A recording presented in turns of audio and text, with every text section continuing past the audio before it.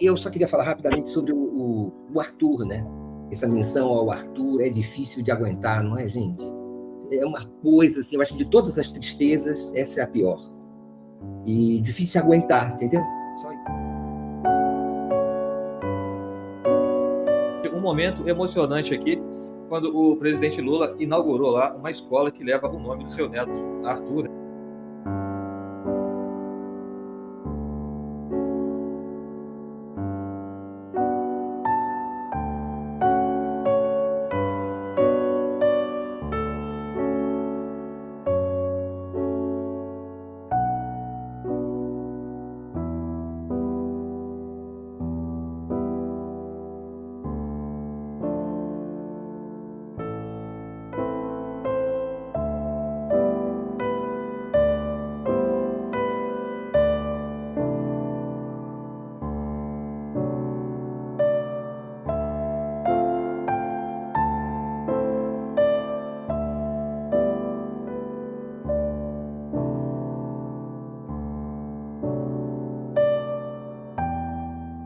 Arthur Araújo Lula da Silva, de 7 anos, neto do presidente Lula, morreu no início da tarde de 1º de março de 2019, uma sexta-feira, vítima de infecção generalizada causada por bactérias. Arthur era filho de Marlene Araújo Lula da Silva e Sandro Luiz Lula da Silva, filho da ex-primeira-dama Marisa Letícia e do presidente Lula.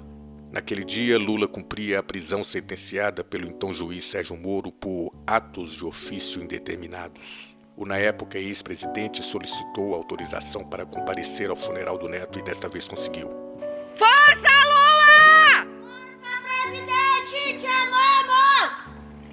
Diferentemente do que havia ocorrido 1 mês e meio antes, na morte do irmão Genival Inácio da Silva, o Vavá. 6 policiais armados com fuzis acompanharam o ex-presidente na saída da PF e durante todo o velório e enterro. A morte da criança de apenas 7 anos comoveu o país na época. Opositores de Lula, como José Serra e Fernando Henrique Cardoso, enviaram mensagens de condolências a Lula. A exceção veio de um deputado carioca, mas com domicílio em São Paulo. Na época, no PSL, Eduardo Bolsonaro questionou a saída de Lula da PF em Curitiba para acompanhar o velório do neto. Naquele dia, a imprensa noticiou uma ligação que marcou Lula, feita pelo ministro Gilmar Mendes, do STF. O magistrado afirmou que ele e a mulher, Guiomar, lamentavam muito a tragédia. Estamos rezando por você. Que você tenha força, disse Gilmar. Lula agradeceu e começou a chorar, a ponto de não conseguir dizer mais nada.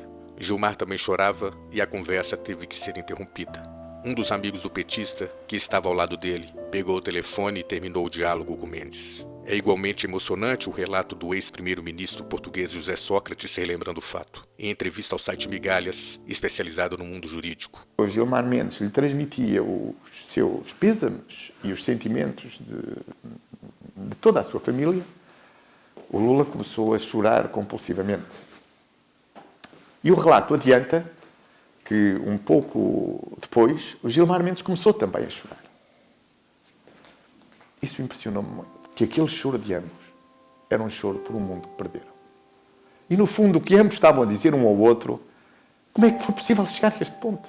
Por isso, esse choro de ambos pareceu-me ser o choro de 2 adversários que disputaram politicamente, sempre com lealdade, sempre de forma adversarial, mas nunca se tratando como inimigo.